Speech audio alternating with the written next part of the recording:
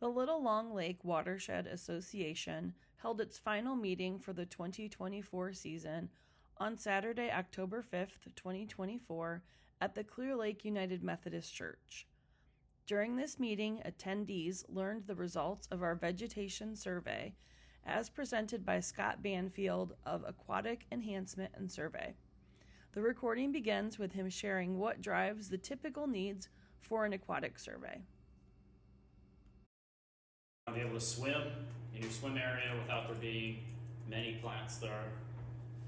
These types of recreationally based things, you want to be able to fish without there being so many plants that every time you cast out you got to take plants off your lure.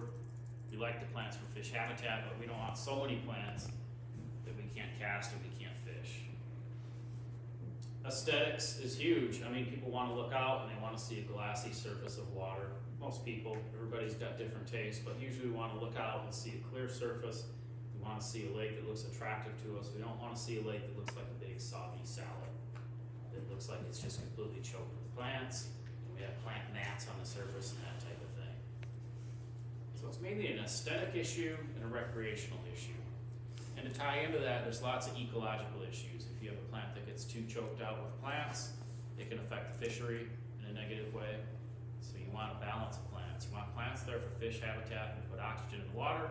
If you get too many plants, you can end up with fisheries issues that actually detract from the fishery, and that goes back to recreation. We want to be able to go out and have a decent catch of fish, maybe catch enough panfish to eat, have a healthy bass population, that type of thing. So mainly aesthetic reasons and recreational reasons, we like to manage plants or at least keep track of what's going on with the plants in the lake. So what's been done so far this season? We went out and did a summer tier 2 survey. We did that in August. And then I also went out and did invasives mapping. We did that last month. And this is the tier 2 survey. I'll get into that a little bit more later on. That's a survey that gives us a picture of the lake's plant community statistically. And then the invasives mapping is where I go out and I run back and forth across the shallow areas of the lake and do many rake tosses, and I want them to know what's the pattern of growth of the invasive species. Mainly, we're looking at a invasive hybrid water milfoil. We're trying to get the pattern of growth. Do we have more acres of that plant than last season? Less? Are we going in a particular direction? Just trying to keep track of that from year to year. And then the public meeting is this year today. So, aquatic invasive plants in general, this just demonstrates why we worry about them, because this is typical. This is an invasive milfoil right here, and you have an invasive milfoil. A lot of times these things get into the system and they'll grow to the surface, hit the surface and grow laterally and form mats on the surface. Now native plants do this occasionally too, but the invasive species are very notorious for this. They do this more often than native plants. The native plants often will grow in an open architecture. There's space in between each plant for fish habitat. A lot of times you get a closed architecture and surface mats when you have the invasive species. So these are the 3 that we have so far. You've got a new one this year on this list. The one you're so familiar with and you have the most of is a hybrid water milfoil or Eurasian water milfoil. We're not 100% sure which. I'm probably 90% sure that you have the hybrid. And what this is, not to overcomplicate things too much, but Eurasian water milfoil for many years was the big villain that would come in and take over your lake and cause us the most problems. We've spent lots of time managing Eurasian water milfoil. We have native milfoils. One of those is northern water milfoil. It got together with Eurasian water milfoil and created a hybrid. Unfortunately, the hybrid is harder to control than the straight Eurasian water milfoil. I believe that you have mostly the hybrid. And we usually try to differentiate these by looking at certain characteristics on the plant, and I'm leaning towards hybrid on your particular population.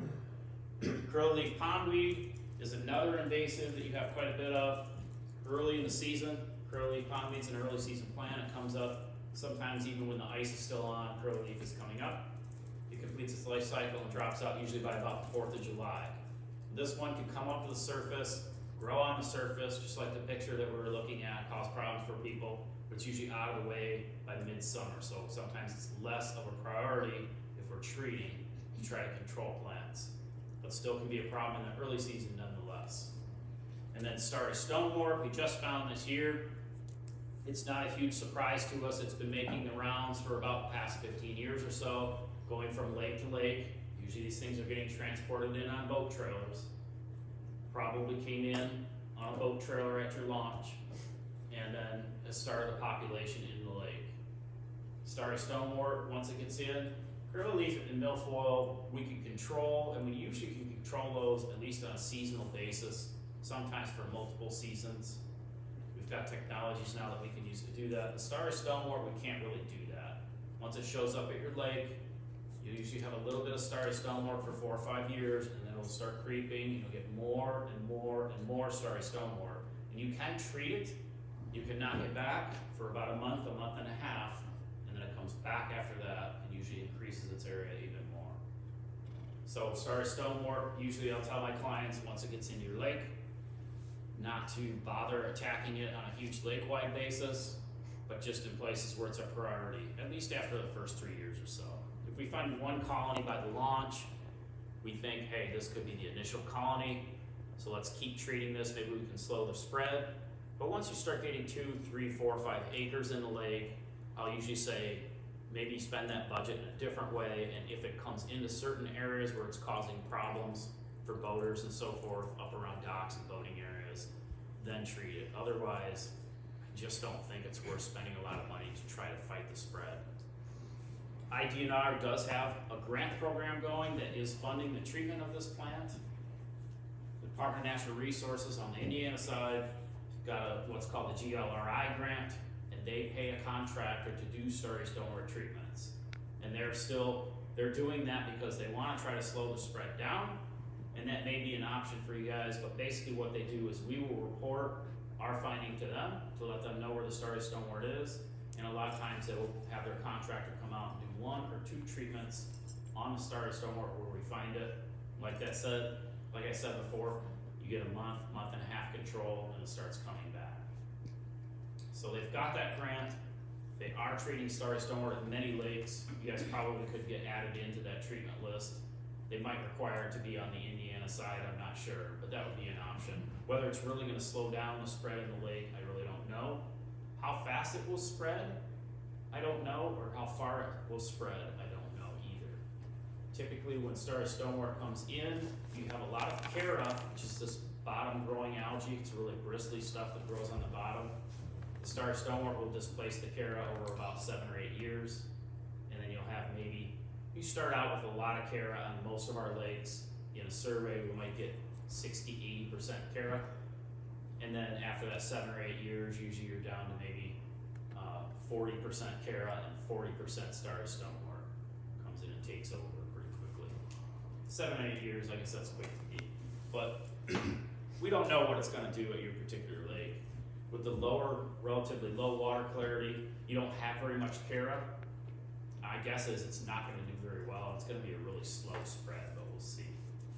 Just keep tracking it over the years.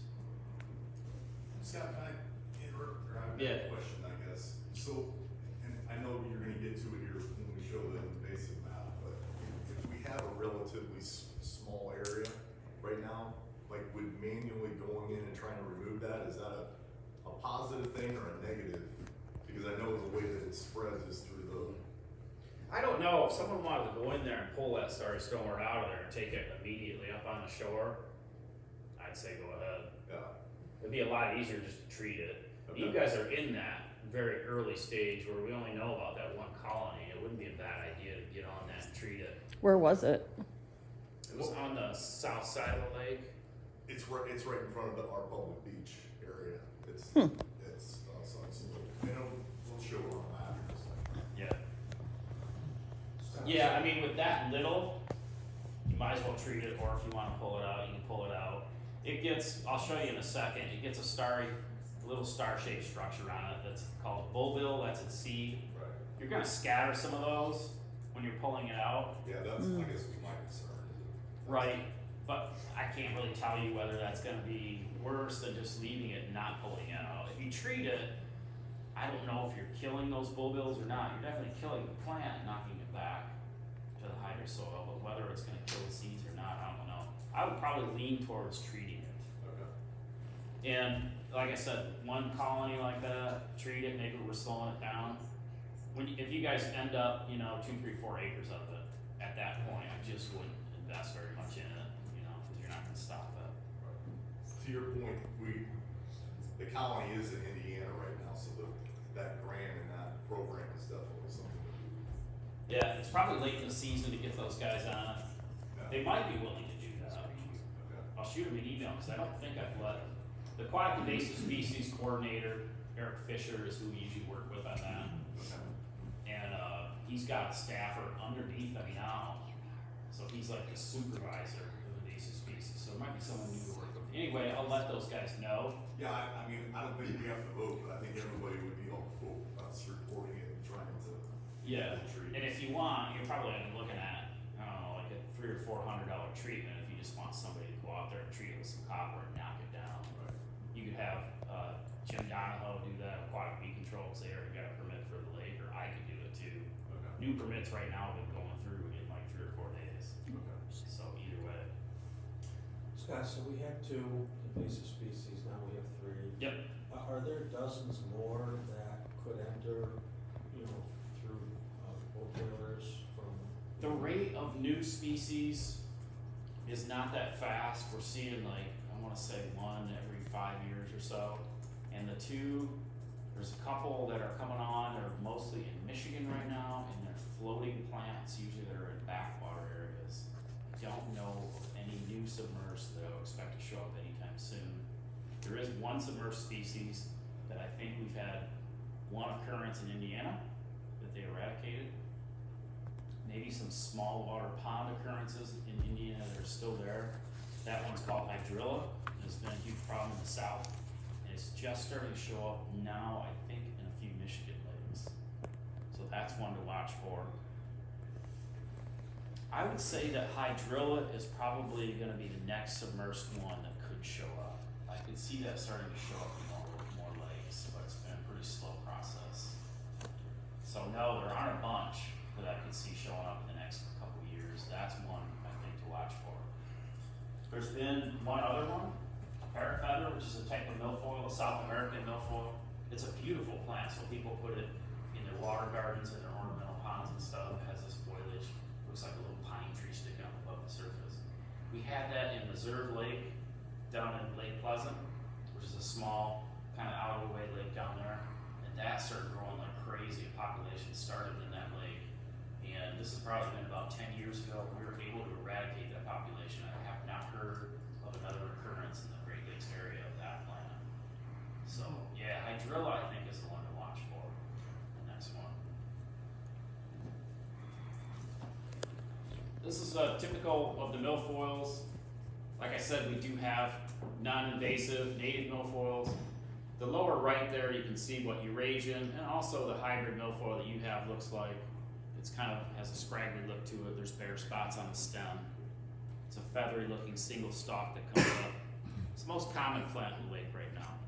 We have an example of it here in a jar that we're going to pass around. You want to take a look? Excuse me, Scott. Yes.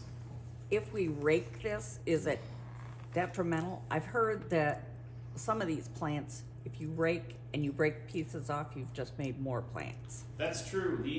The milfoils love to spread by fragmentation. Okay. So if you're raking it, you need to get all the foliage out. You don't want to break it into pieces and then have those pieces float to different areas and start new colonies. The Corps engineers did a study where they put fragments into water tanks that had sediment on the bottom, and I think they found that 64% of the fragments settled and started new milfoil colonies. Thank So you. if you are raking it, try to get all the foliage out instead of having it float around. Milfoils like this like to come to the surface, as I said, form mats at the surface, make a really complex environment for the fishery, and can be just difficult to live with in terms of fishing, swimming, and boating. And this one probably came in through the aquarium industry, possibly. I know that curly-leaf is known to have come in through the aquarium industry. These plants are hardy, probably relatively easy to grow in an aquarium, and so these things get imported to the United States because they can be marketed for growing in aquariums. And then the aquarium probably got dumped somewhere. In this case, back in the 1800s, curly-leaf came in. Milfoil has been seen and spreading in the United States, I think since the maybe early mid-50s. Curly-leaf looks like this, looks like lasagna, has curls to the leaves. It's an easy one to spot. You won't find this, or you'll find very little of it right now because, as I said before, it's an early season plant. Relatively easy one to treat, at least on a single season basis. You can come in and you can knock it out, and you don't see much of it back for the season. You can get it out of the way relatively easily. If you don't do those treatments early though, it forms a turion, its seed structure that drops off of the plant, usually sometime early May, late April, and it will sit in the hydrosoil, in the sediments on the bottom of the lake. That's your future curly leaf. And once a lake's had curly leaf for a number of years, those build up in the hydrosoil, and you can come in, you can knock the curly leaf down, but those turions are waiting, and the curly leaf comes right back up the next season because of all those turions.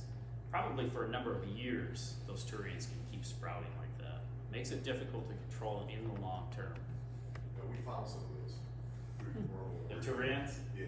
Yeah. Like we didn't find any vegetation this year during the survey. But the turions, yeah, pull them up on the rake. Yeah. Yep. This is the new one, starry stonewort. It forms a blanket over the bottom. Cara is very similar to it. It's a native plant that forms a blanket over the bottom. Starry stonewort looks a little bit different than Cara, but they are similar.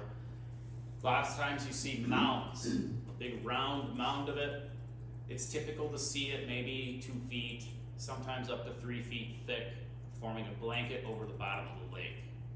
That picture is in the mill pond at Lake George, which is one of the earliest occurrences in the area, and they still have it in the mill pond at Lake George, I'm pretty sure.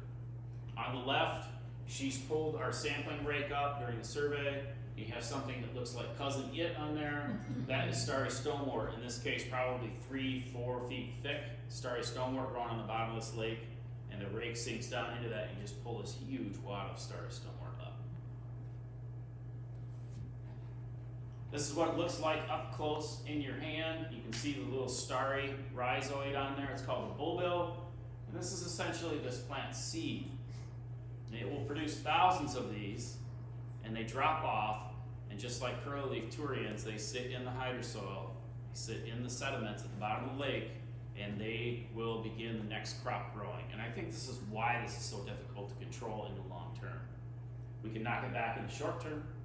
In some cases we can treat, and you'll just have bare bottom in that area, but then it's gonna come back a month and a half, it's gonna grow back. And I think it's growing back from these bulbils.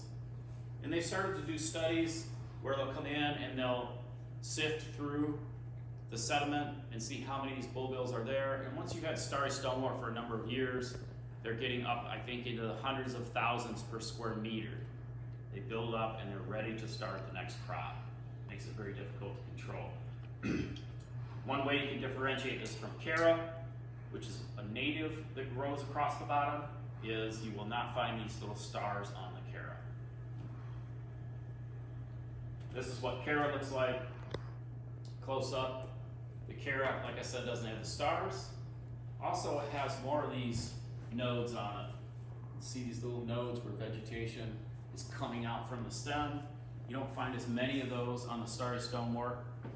Cara also has a musky smell. If you fish, you've probably pulled up a hook full of Cara, and it has a musky smell, especially if you break it. You can really smell it. The starry stonewort does not. You don't have that smell with the starry stonewort. Cara tends to calcify. It gets really bristly feeling, gets a coating of calcium on it. The starry stonewort does not. It stays somewhat soft. So another way to differentiate it. Cara really has a bristly, calcified feeling to it. Yeah, just to note, if you go back, I think we showed you the 2017 fish survey, like Indiana fish survey, they did a tier 2 survey. But our lake at one point was dominated by Cara. That was the most common vegetation in the lake. You don't have that much anymore. I think it just does not like the lack of light. Yeah. Yeah. This is the pattern of growth that I found with the milfoil, the invasive milfoil. 10.27 acres. And you can kind of see what's going on up in the north part of the lake in that cove. Beginning, down here where the milfoil ends, I think you have a lot sandier substrate that just isn't as conducive to plants growing. And so the plant community looks like this, relatively free of the milfoil up through that area, mainly because of that. It just seems like the bottom gets a lot harder. You have a lot of really rich organic sediments down in this cove, and the milfoil and other plants are really keying in on that and growing in that area.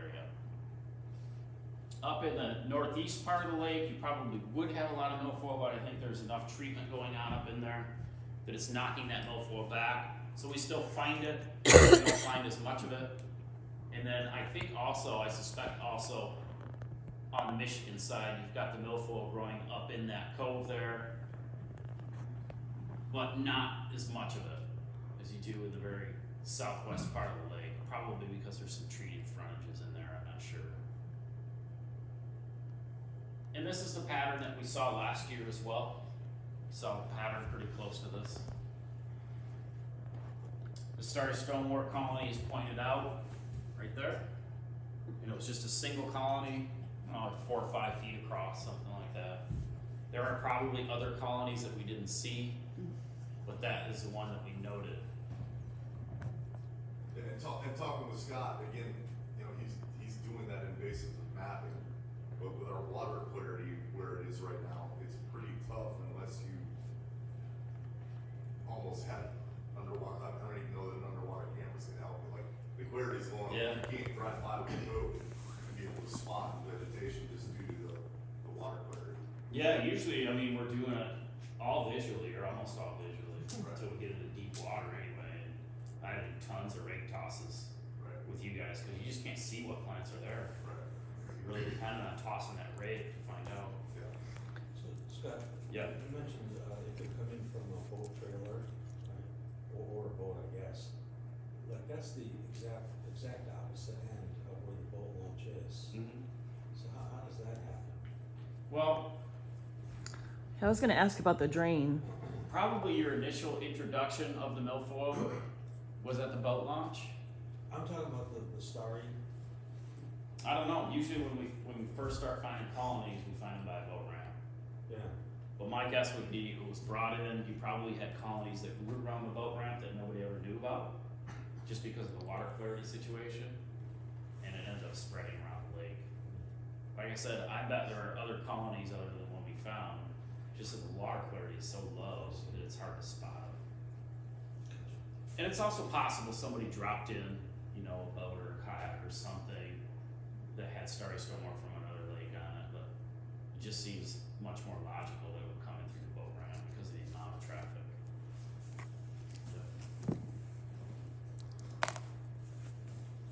So looking at the Tier 2 survey results, the Tier 2 is where we take a rake like this out, which is basically just 2 garden rakes welded back to back.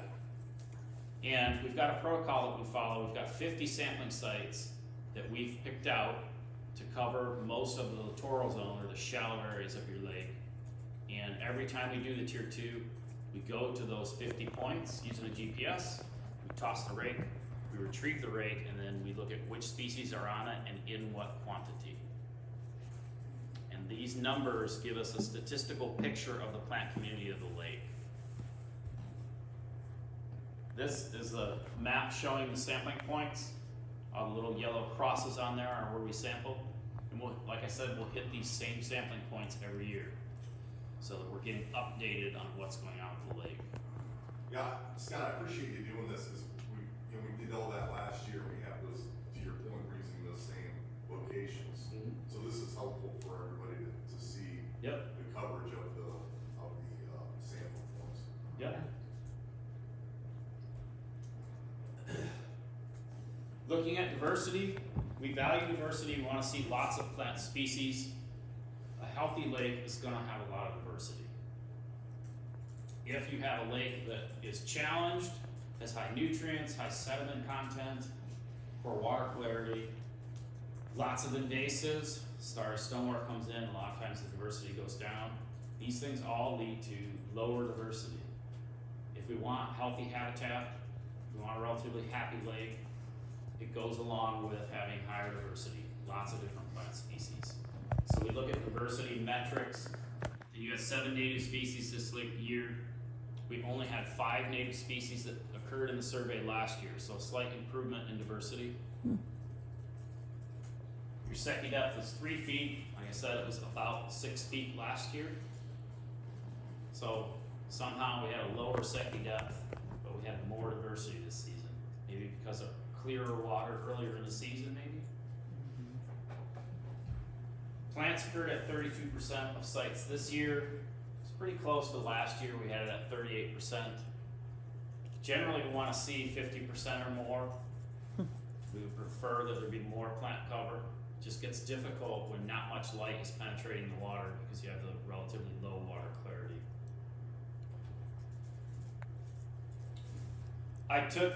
Just picked 10 lakes, 10 client lakes, and averaged all the data to give you guys an idea of where you stand in comparison with those other lakes.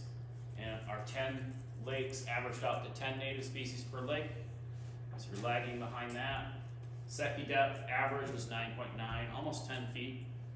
You guys were at 3 feet this year and 6 feet last year. And we generally get plants at about 76% of sites. Lots more plant coverage when we have the clearer waters.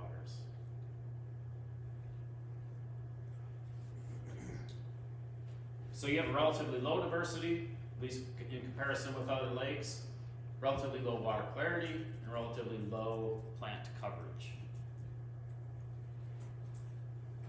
Invasive water milfoil in the Tier 2 survey was at 14% of sites, down a little bit from last year where it was at 18%. Curleaf we didn't get, but that's not unusual. We did get it at 10% last year, but we didn't get any curleaf in the survey this year. And that's because the curleaf went down, completed its life cycle and went down. Sometimes there'll be lags and we do see some curleaf later in the season, sometimes we don't. And then starry stoneware, of course, was the big news, a new invasive that has appeared. So recommendations, again, work toward improved water clarity, and this is usually best done through working in the watershed, preventing nutrients from coming in from the watershed, preventing sediments from coming in, soil coming in from the watershed. Soil brings phosphorus coming in, always. Dirt always has phosphorus in with it, attached to it. Phosphorus is the main nutrient that causes poor water clarity. So the challenge is doing work in the watershed to change the land uses so you have less nutrients coming in, less sediments coming in. And then if you get control of the nutrients and sediments coming in from the watershed, there's also things you can do to deactivate the phosphorus that's already in the lake. But usually the watershed is the initial step. Limiting plant control to invasives, doing non-selective control can contribute to poor water clarity because it's taking out native plants as well as the invasives. So I'd recommend a shift to selective plant control that is trying to control the invasives and leave most of the natives alone. And these are different strategies, selective versus non-selective.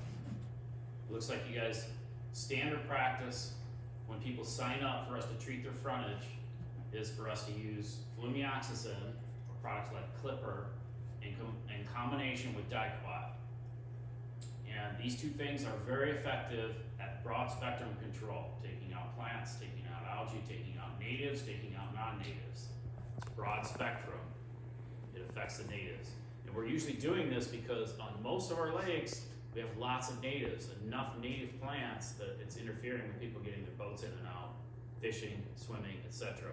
We want to come in with those broad spectrum solutions because we've got to get results. We're prioritizing around someone's dock and their swim area. In certain situations where we're having water clarity issues, we want to try to leave the native plants alone and just go after the invasive plants. And their strategy shifts in your herbicide choices that you can make that will give you that selectivity, shifts in the treatment timing to where you're trying to knock back the milfoil, trying to knock back the curly leaf, trying to let the natives come through. Take the pressure off the natives and apply selective pressure to the non-natives. Yeah. What was the name of that product again? Can I jump on that? I just talked to Jim Donahue this week, and I was gonna talk to you guys about it. Because on our side, on the Michigan south side of it, the Terrace Beach area, we chose to only do selective herbicide in our, because we have to, because if not, they can't get boats in and out. And he said, yes, it can be done, and it's the same cost as the others, but he uses Astro Strike, and he has to spray between April and May for the two invasive. Is that correct? Well, it definitely is with the curly leaf. An early treatment window with the curly leaf is selective for the curly leaf. If the milfoil is there, you could also do the milfoil control at the same time. And that's what we're only having them spray for, is for the curly leaf and the milfoil. But I was just curious because you said that other, for the broadband. But, what he said is, cause I just got the email, so I asked him, I wanted to know what chemical, if there was a difference compared to what he did in the past. When he would spray later in the, early summer, when he traditionally used to spray. Now he would use this other type of spray called Astro Strike, and it's, the selective nature of this comes from, because we are treating earlier in the season. Yeah, with the curly leaf, an early treatment we selected for the curly leaf. I'm not sure what product Astro Strike is.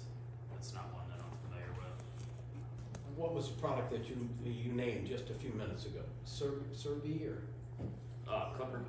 Clipper, is that an approved product that the state of Michigan Oh, sure. okays? Yeah. Okay. Clipper and Dicot. And But those are broad, so- right? Chris had sent me Those are the the broad information about the treatment, Yeah, and what was used was. Can you explain, like the Clipper and Diclot, that's a broadband, that's a broad spectrum. Yeah. herbicide, Yes. Yeah. Which is It was my understanding is that is what was used. correct. It used to be, that's what, at least my side chose not to do any longer. Okay. Is that the So you same guys- as Tribune? Yeah, Tribune is a Tribune. Dicot. Okay. Yeah. Yep. Tribune's the probably like the commercial one. Do you know the name of the one that is not broadcast? It's more select. Well, typically the curly leaf, you would be selective by the timing. That's So why you he's come doing in- it earlier. Right, so you come in before most of the native plants are up in tree, and that is selected for curly leaf, and it leaves more natives alone. And then you could use a number of different herbicides. You can use Dicot, you can use Aquathol, you can use a number of different things. As long as you stay in that early window, there's selectivity there. For the milfoil, usually the best selectivity is to wait until sometime in May and come in with a product called Percellacor. Because that will typically take the milfoil out for a couple of seasons, sometimes even a little longer than that. So, But it's I would okay say- for the natives then. But that one doesn't affect the native plants most as of the much. natives it won't affect. Okay. There are a few it does affect. Coontail, when you have coontail, it doesn't affect it as much as it does the milfoil. Mm-hmm. And the pondweeds and tape grass that you have, it won't do anything to them. So that would be one option, is coming in early for the curly leaf, coming back and doing a Percellacor treatment for the milfoil.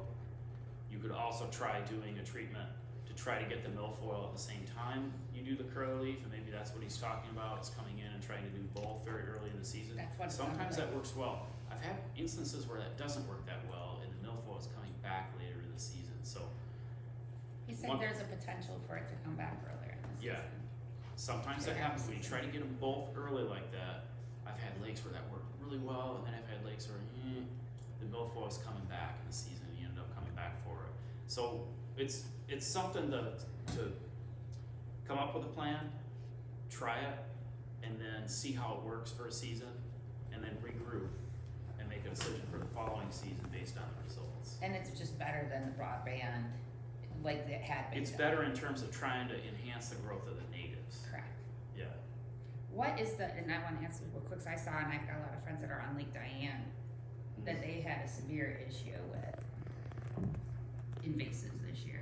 Do you know anything about that? And it I haven't cannot done any spread. work out there in a number of years. It looks like a carpet this year on their lake. It looked like an absolute carpet. Maybe Star Stonewort. Yeah, starts throwing more too. Yeah. And that's just curious because it's right down the road, and if somebody brings a boat from over there over here, it was a blanket until they sprayed and sprayed. They had multiple treatments done. Yeah. And I'm just concerned because it's so close to our place, and if you take your boat over there or a jet ski of somebody, you know, if you got family or friends over there and then they come over here, is that how, I mean, it's so close in Sure, proximity. if you don't get the plants off the trailer, you know, and you drop in with plants hanging off there. Mm-hmm. A lot of times if you leave your trailer out of the water long enough for them to dry out, that's gonna discourage them, but it's best to get them all off because there's been studies that have shown that the plants sitting on your boat trailer can last quite a while. I don't know, a week or two, and then still get dropped in and be viable in another lake. Yes? Are we still dealing with only being able to treat with certain chemicals on the Michigan side of the lake? You mean as far as the permitting? Correct. I don't know. I don't have a copy of Michigan permit, and I'm not sure exactly how that reads and what that says. Because I know Jim would tell me that we are only permitted, Jim Donahoe is who we use on the Michigan side of the lake. Yeah. Forgive us. But he says we can only use certain chemicals because of this endangered fish that we have, whatever. I don't know if Yeah. that's still an issue. Michigan puts a lot of caveats on their permits. One that's really common is you can't apply anything that's gonna have a negative effect on algae if they have any evidence whatsoever that a Cisco occurred in the lake at some point in the past. They say you can't use anything that's gonna have a negative effect on algae until after, I think, June 1st. And so sometimes that could cause a delay in treatment. There's been a couple others. There was a particular minnow species that occurred to where they also had some caveats. You can't use this during that time period, or maybe they'll limit your copper amount. So yeah, I don't doubt it at all. He's never treated with copper as far as I understand. He's never used it. The invasive fish in Little Long Lake was a pug nose shiner, Yeah, I've seen found in Little Long Lake in 1952. A long Yeah, time I've ago, seen that one whenever before. it was. Yep, and that's why we were really controlled because it's a endangered species. Mm-hmm. Yep, I think I've got that one on my permit for Bartholomew Lake. And then it's really common if you ever had Cisco that they consider that the Cisco are still there, and they were restricted based on that as well. So sure, I don't doubt that there's restrictions. Scott, Yes. what are the restrictions on the lily pads? The lily pads, it depends again on which state. Indiana. Generally in Indiana, you're gonna be allowed to clear around your dock where you need to get your boat in and out, maybe a little more than that. Usually about a 25 by 25 foot area, they'll permit. If you need it, a boat channel through the lilies to get out to open water so you can get your boat in and out. Okay. They will almost always approve that. Not always, but almost always. They don't want your frontage being blocked with lilies. They want you to be able to get your boat in and out. I just did a little on lake treatment along somebody's dock because the lilies were completely surrounding the dock to where there wasn't even a space to park a boat next to the dock. On the Michigan side, they typically will allow you to treat up to a 40 by 40 foot area of lilies along your frontage, and then also a boat channel going out if you need it. That's what Michigan will typically approve as well. That's not to say that if there's a special situation or special concerns on the lake, they might restrict it more than that, but that's what typically goes through in terms of permitting. Okay? Well, Terry brought that conversation up, just wanted to get your opinion on this, and I'd asked you when we were out on the boat, like, one of the things that I've visually seen this year is our areas where we do have lily pads, they were a little thinner. Again, a lot of that could probably be attributed to the water clarity issue. Maybe. I would guess, but the one thing that I saw this year more than I've ever seen is the roots or rhizomes. Yeah, I noticed that. Were coming to the surface of the lake. And that was around the whole lake. Like, we've never had them out in front of our area rise up, and we had a significant amount of that. And I saw it visually around other parts of the area. Is there something to attribute to that? Like, is that part of the life cycle of the lily that happens? Yeah. Or is I don't know. I don't know what would cause that. Other than, you know, if you had a lot of turbulence from boat traffic, I could see maybe that uprooting more of them. Because if you've got big waves coming into those lily beds, the lilies are rising and falling. In response to that, I could see it working more roots out if you had an unusual amount of boat traffic. But if you don't have any more boat traffic than any other season, I don't know why they would cycle like that and all of a sudden you have those rhizomes up. Yeah. I know it's not uncommon, but I see it on other lakes where you don't notice that very much, and then the next season you see all these big rhizomes floating around. And maybe it's a reproductive strategy of those plants, I'm just not sure. Yeah, that's what I was wondering. Yeah, I do see those rhizomes come up, break up, or pieces break off them, and float into other nooks and crannies in other parts of the lake. Maybe that's a way that those plants establish new colonies. Yeah, I wouldn't doubt it. I have a question. Go ahead, Jerry. Yeah, 34 years ago, I cleaned out 40 feet of lily pads. I don't see those things coming up by themselves. so the area that you cleared, you don't have them coming up? No, I mean, they Oh, were 'cause they they're were so roots like difficult this. to They pull were out. tough to get out. Yeah, Tough. yeah. And I thought somebody was this year looked to me like somebody was clearing them, digging them up and letting them go. Yeah. Well, all those floating lily pads in front of me, those had sand on the roots, and I'm pure muck over there. I don't have sand, so But they don't come up by themselves. no. What they do, they do come up somehow in certain areas. They come up by Really? themselves. Yeah, because I see them on lakes where there's almost no activity. You still see And occasionally. there were a ton this year. I never seen before anywhere. Well, I would comment, like, I know no one dug them up in front of our place, and we had a significant amount there in that area right next to our dock here. So, well, that big bed in front of the trailer court, it's practically gone. right. Unless you had somebody out with a harvester. I know there's one that's been operating in the area. What's it? Beach and Bottoms. They've got a machine that does something on the bottom, roots the bottom up or something. They've had some work they've done at Hamilton Lake. That would be a possibility. They could pull those things up. And then there are people that do harvesting. Jim Donahoe is one of them. He does harvesting occasionally, where they have basically a floating combine with a cutter head that cuts, and sometimes they'll harvest lilies for people. If something like that has been going on, that could explain why rhizomes. We would have know. But it seems to be lake-wide. I mean, it seems to be happening almost everywhere. I mean, they were all over like this year. Yeah. All over. Yep. And when I dug them up 30 years ago, I'm telling you, with a shovel and Yeah, my they won't hand, come up. they didn't come up easy. And that's why we usually treat them, because we can get translocation of the herbicide down into the root and affect the root. IDNR years ago, if you called them up, I don't know if they will still, but if you called them up and said, I wanna take my lilies out by hand or with a shovel or whatever, they'd say, have at it. Because they know not much is really gonna happen once you get out there and get started on that stuff. It ends up being a lot of work. So that's why we spray them, so we can get down to the root. Otherwise, if you just pull the plants off that rhizome, they usually shoot right back up from it. It's tough stuff. Okay. Limit plant control in priority areas. Like I said, you can't get your boat in and out, your swimming beach, and so forth. You guys are in a situation where you're probably benefiting even from the invasives in terms of preserving water clarity. More plants is generally clearer water. Now on lakes that aren't struggling with water clarity, I like to go after the invasives. Less invasives is better. I tend to leave some of the invasives alone if you're really having water clarity challenges.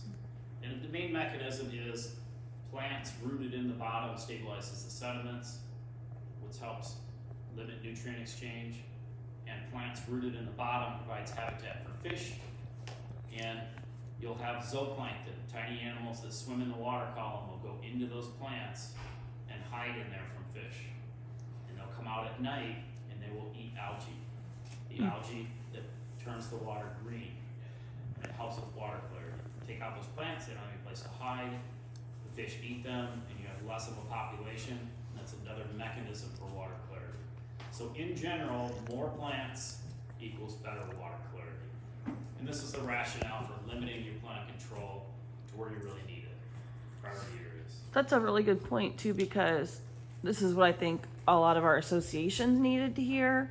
Like I know for ours, we took a vote this year of just whether to treat or not treat. And we leaned into this, which was just not treat by vote, just to get, more plants, period. Who cares what they are? Swim through them if you need to, in sake of the lake overall. So is that that the takeaway from this? Sure. So like, cause it's already what, October, If you so don't- we'll be voting again early in the year Yeah. on what to do next year. In your situation, if you don't need to treat for recreational reasons, or you don't have priority areas, or it's just not that important, you're probably okay just leaving the plants in place. Now, if you get to the point where you have better water clarity, that's when I would get more aggressive Yeah. with the invasives and try to knock the invasives back, maybe on a lake-wide basis. Yeah, and that's the point that I provided some of the lake-wide guidance that we kind of put together as a result of the presentation last year. Yep. That was really the first time we've ever had any kind of guidance to all the association to try and kind of follow these strategies that you put forward, so. Yeah, and then in those priority areas, then get selective. And try to be hardest on the non-natives, let the natives come through, Yep. yeah. Thank you. Yes, Question was, you mentioned zooplankton. So one of our riparian owners found this in the lake, pulled it out. When I did a Google search test, I could do it in my non-biologicals. So, it's that probably, said it was a good thing. And so if Yeah. we see them again, we should leave them. yeah, I wouldn't mess with them. That's a Pectinella, Yeah. and I think they're members of the Bryozoan family, Yeah. if I'm not mistaken. That's a colonial organism. Rhizome, that was the word that Google came up with. Yep. They're interesting. I don't know, if they have any major significance for water quality, but I would just leave them. Google said that they did, that they eat the algae. Okay. So then help. Okay, so they may be a type of filter feeder. That's actually a colony of many organisms clustered Right. together. Yeah. It was quite an interesting. I found them thing.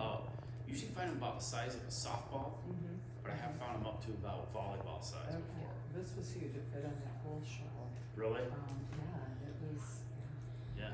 Can we, we did save a sample of it, and sent it to the lab at Stone. I haven't seen it. Cool. Preserved it with the rubles. Okay. can we Interesting. post that, can you share that picture so we can post it online? So if you see this, leave it be. So what is it? Looks like a, It's a Bryozoan. White blob. It's a Lane green one. jelly blob. Yep. Lane 120 had a ton of them. Looked like tapioca. The And they little, come and go. You find it one season and then the next This looks season like you won't jello. find it. it looks like a. yeah, with tapioca, Looks like a the freshwater clear. jellyfish-ish looking, or a really bad jello mold. Yeah. That's what it A looks like. failed jello mold, yeah. That's a good. Oh, Yeah. I think this is the last recommendation. Monitor your water quality. I think you guys are doing, did you say you were doing SECI? We SECI did. readings? Yeah. Very important to keep up on that so that you can look back. Is the clarity getting better? Is the clarity getting worse? You need that information so you can see if what you're doing to try to help your water quality is actually helping or not. Very important. Wouldn't be a bad idea to get yourself in Carlson's index every season. There's a crew that gets around and does water quality work, usually every 5 to 7 years, something like that, and they report you with Carlson's. But by all means, if there's somebody willing to do the work, or you want to hire the work done, get yourself a score in Carlson's index every season would also be helpful. What this is this takes SECI depth, chlorophyll A content of the water, and the total phosphorus content of the water, and it generates one numeric score for the lake, a water quality score. Then over the years, you can track whether your score is going up and down. That's a SECI disc. For anyone that doesn't know, it's just a way to measure water clarity. You lower it down into the water, you look over the side of the boat, and you record at what depth it disappears, and then at what depth it reappears when you pull it back up, and you average the two, and that's your SECI depth. In the shade and no sunglasses. That's right, sunglasses, shady side of the boat.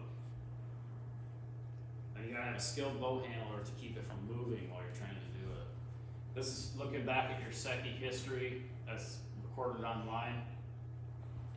It's hard to make sense of, I admit, but because we get back into 89, you're at 4 feet. I thought you would have been clearer than that back then. But you can see 2002 you were up to 8 feet, 6 feet in 97, and then we're only at about 3 feet this season.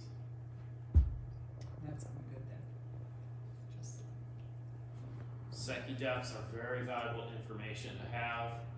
and relatively easy information to collect, easy data to collect. Love to see lakes doing monitoring. Therese, you have a better average than that, don't you? You have more, since you've done it I all. have a broader have a average. broader Scott average. took it on one day, we take it on a different day. Mhm. It just depends on what's been happening, you know, but I mean, you have Yeah. more stats than that. we do have more stats now. More data, yeah, more inputs. From 22, I can only add the 22 line on there. You can send it to me. Okay, This is from IU SPIA. Yep. They have a crew that has a contract. I think you're using an EPA grant and they're contracted with the state. It's called the Clean Lakes Program. we participate in that, Mm-hmm. but in 22, we just did the second two. Okay. So it's May, June, July, August, so we just did July, August, so Okay. maybe they didn't log it. This is our data. Do you want my And- second? Is that what you're saying? Yeah, email it to me. Sure. This is our data combined with the data from their crew that goes around and does it. Volunteer data isn't on there. 1992, that's interesting. But we only had that 5.9 feet, not very long. For 10 days or so. Yep. What's that? We, in 2023, that 5.9 feet was only for a week. We caught it just right. didn't we? Yeah, because after that, it was ugly before, ugly after. Yep, that's why more this year. monitoring is better, monthly if you can. We had a period in June where it was probably 7 foot. It was really clear for about And 2 May. weeks. This In the May, season? Over 2 Memorial weeks Day. and Yeah. then done. No rain. Okay. And Scott, you and I talked, we were out doing the sampling. I think it helped a lot. Yeah. Sun got down there. Yeah, When we were out, so I went out with Scott. Same thing Actually, I was his dad. last year in July. Yeah, I needed the help. Yeah, before the process. And it was pretty interesting to be out on the boat to see, you could see some trends and things that are changing on the lake. But one of the things that we talked about around, I think it was about 5.5, 6 feet, was kind of the cutoff for our aquatic vegetation. Anything deeper than that, we weren't getting anything. Like the rakes were coming up empty.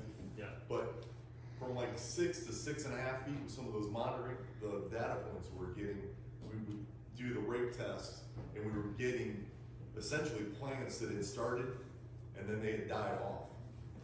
Because again, they probably started to grow when we had that light penetration and then they quit getting the light, the sunlight that they need to grow. So they had essentially starts and shoots that. Yeah, the seed bank is there. Yeah. It's just waiting for enough light. Right. Yep. So again, that's part of, if we can clear up the water clarity through some different things that we're talking about, our practices along with the phosphorus mitigation thing that we're talking about. The plant life is there, it can flourish if we can get the sunlight down to it Yep. for the health, overall healthiness of the lake. Yep. Guess we kind of went over that already. Yeah. Let's see what's next.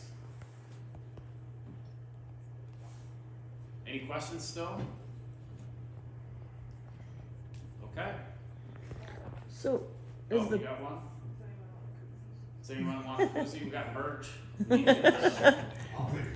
Swag. Toss him a koozie. Yeah, I would love one also. Anyone else want one? ship a couple over here? Here. I just wanna add, so. Up here, Beth. I have a copy of the presentation that we did, so we'll be able to disseminate that, probably put that on the website for people to view. Additionally, we have the tier 2 survey results. Go ahead, sir. Oh, I'm sorry. Oh, you're just asking for it. Sorry. That's it. So we have the tier 2 survey results that show the vegetation by the different points of the survey.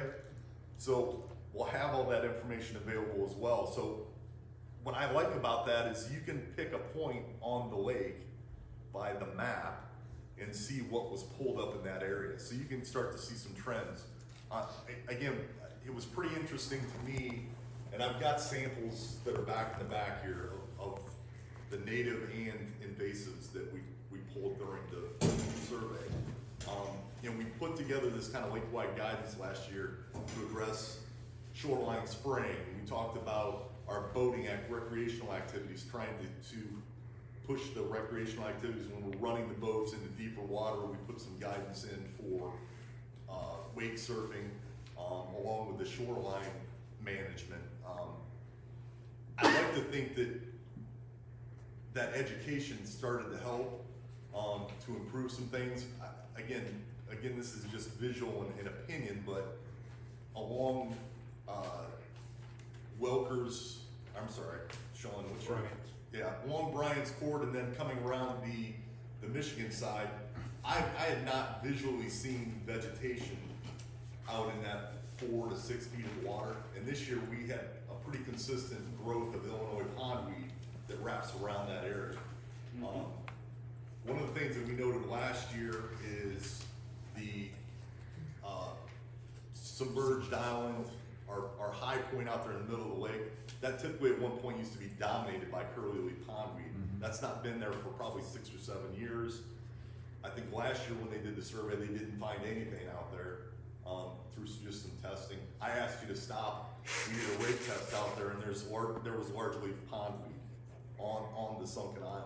Yeah. So to me, I mean, that's an improvement. And again, I think that can be, I'd like to apply that or attribute that to our recreational guidance. Maybe not as many boats running over the top of that and blowing that sediment out. So, Yeah. all those practices that we're trying to put in place hopefully start to improve along with our continued effort to increase the water clarity. So, those samples are back on the table. So there's a lot of the different things we talked about Are earlier. those all the native, Chris? Or is Those that- are native and the invasive. all 7 native? Yes. Cause I was gonna ask, what are the 2 new ones? One was the Illinois, right? There's the naiad and That you found this year versus last year. There's 2. We probably have tape grass, yeah, the tape grass is on. longleaf pondweed, or also American pondweed. Yeah, we had American pondweed, and American pondweed is, you'll see that along the shoreline. That typically has those green leaves that'll end up coming up onto the top of the surface. They grow along the kind of along the water's And edge. you also have starry stonework back there. Don't We have the starry stone work, like every plant that we pull during the sampling, are back there in jars, so you can take a look at that to get a better feel for,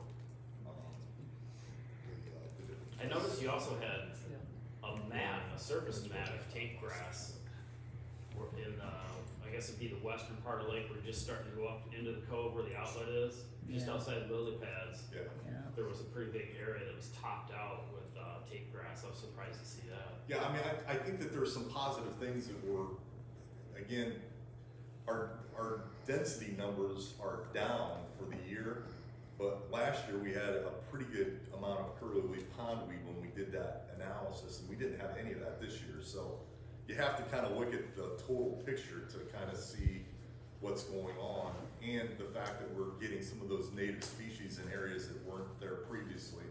When you do a little bit more deep dive into the data is interesting. So